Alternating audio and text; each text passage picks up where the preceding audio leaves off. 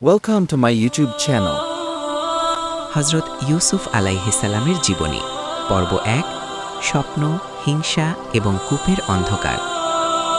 মহান নবী ইউসুফ আলাইহিসসালাম ছিলেন অত্যন্ত সুন্দর, ধৈর্যশীল এবং জ্ঞানী একজন নবী। তার জীবনের গল্প কোরআনে খুব সুন্দরভাবে বর্ণনা করা হয়েছে। এই গল্পটি রয়েছে কোরআনের সূরা ইউসুফ নামক সূরায়।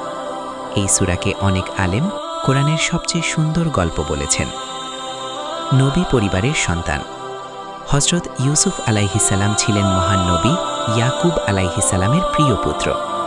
ইয়াকুব আলাইহিসসালাম ছিলেন ইসহাক আলাইহিসসালামের সন্তান এবং তিনি আবার মহান নবী ইব্রাহিম আলাইহিসসালামের বংশধর। অর্থাৎ ইউসুফ আলাইহিসসালাম ছিলেন এক মহান নবী পরিবারের সন্তান। ইয়াকুব আলাইহিসসালামের অনেক ছেলে ছিল, কিন্তু তাদের মধ্যে ইউসুফ আলাইহিসসালাম ছিলেন অত্যন্ত ভদ্র, কোমল হৃদয়ের এবং আল্লাহভীরু। তার ছোট ভাই বিনিয়ামিনকেও তিনি খুব ভালোবাসতেন। ইয়াকুব আলাইহিসসালাম বিশেষভাবে ইউসুফ আলাইহিসসালামকে ভালোবাসতেন, কারণ তিনি খুবই সৎ এবং নরম মনের ছিলেন। এক আশ্চর্য স্বপ্ন। একদিন ছোট ইউসুফ আলাইহিসসালাম একটি আশ্চর্য স্বপ্ন দেখলেন। তিনি দৌড়ে তার বাবা ইয়াকুব আলাইহিসসালামের কাছে এসে বললেন, হে আমার বাবা, আমি স্বপ্নে দেখেছি 11টি নক্ষত্র, সূর্য এবং চাঁদ আমাকে সিজদা করছে। ইয়াকুব আলাইহিসসালাম এই স্বপ্ন শুনে গভীরভাবে চিন্তা করলেন। তিনি বুঝতে পারলেন এই স্বপ্ন সাধারণ কোনো স্বপ্ন নয়, এর মধ্যে ভবিষ্যতের একটি বড় ইঙ্গিত রয়েছে। তখন তিনি ইউসুফ আলাইহিসসালামকে বললেন, হে আমার প্রিয় ছেলে, এই স্বপ্নটি তোমার ভাইদের কাছে বলো না, কারণ তারা তোমার বিরুদ্ধে ষড়যন্ত্র করতে পারে। কারণ ইয়াকুব আলাইহিসসালাম বুঝতে পারছিলেন কিছু ভাই ইতিমধ্যে ইউসুফ আলাইহিসসালামকে হিংসা করতে শুরু করেছে। ভাইদের হিংসা। ইউসুফ আলাইহিসসালামের ভাইরা লক্ষ্য করত যে তাদের বাবা ইউসুফ আলাইহিসসালামকে খুব ভালোবাসেন।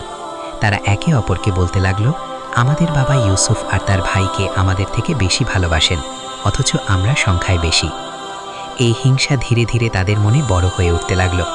একদিন তারা গোপনে পরিকল্পনা করল, চলো আমরা ইউসুফকে কোথাও ফেলে আসি, তাহলে বাবা শুধু আমাদের দিকেই মনোযোগ দেবেন।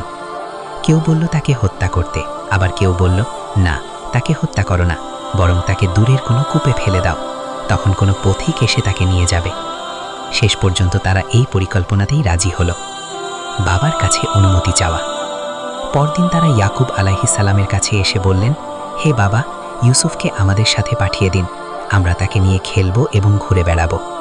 ইয়াকুব আলাইহিসসালামের মনটা অস্থির হয়ে উঠল। তিনি বললেন, আমি ভয় পাচ্ছি তোমরা যদি তাকে নিয়ে যাও তাহলে কোনো নেকড়ে তাকে খেয়ে ফেলতে পারে। তখন তারা বলল, আমরা তো অনেকজন আছি, আমাদের সামনে কিভাবে নেকড়ে তাকে খাবে। তাদের কথায় অবশেষে ইয়াকুব আলাইহিসসালাম রাজি হলেন। কূপের ভয়ঙ্কর মুহূর্ত। তারা ইউসুফ আলাইহিসসালামকে নিয়ে দূরে চলে গেল। একসময় তারা তাকে একটি গভীর কূপের কাছে নিয়ে গেল। ছোট ইউসুফ আলাইহিসসালাম তখনও বুঝতে পারছিল না তার ভাইরা কি করতে যাচ্ছে। হঠাৎ তারা তাকে তুলে কূপের মধ্যে ফেলে দিল। একটি অন্ধকার গভীর কূপ, চারদিকে শুধু নীরবতা। একটি ছোট শিশু একা কূপের ভেতরে পড়ে রইল।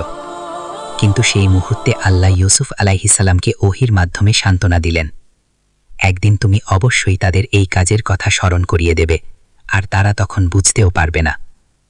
অন্যদিকে ভাইরা একটি ছাগল জবাই করে তার রক্ত ইউসুফ আলাইহিসসালামের জামায় লাগিয়ে বাবার কাছে নিয়ে গেল।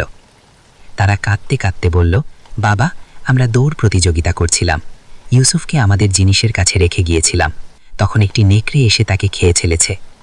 ইয়াকুব আলাইহিসসালাম যখন সেই জামা দেখলেন তখন তিনি বুঝতে পারলেন এই গল্প সত্য নয়, কিন্তু তবুও তিনি ধৈর্য ধরে বললেন, আমি ধৈর্য ধরব, আর এই বিষয়ে আমি আল্লাহর কাছেই সাহায্য চাই।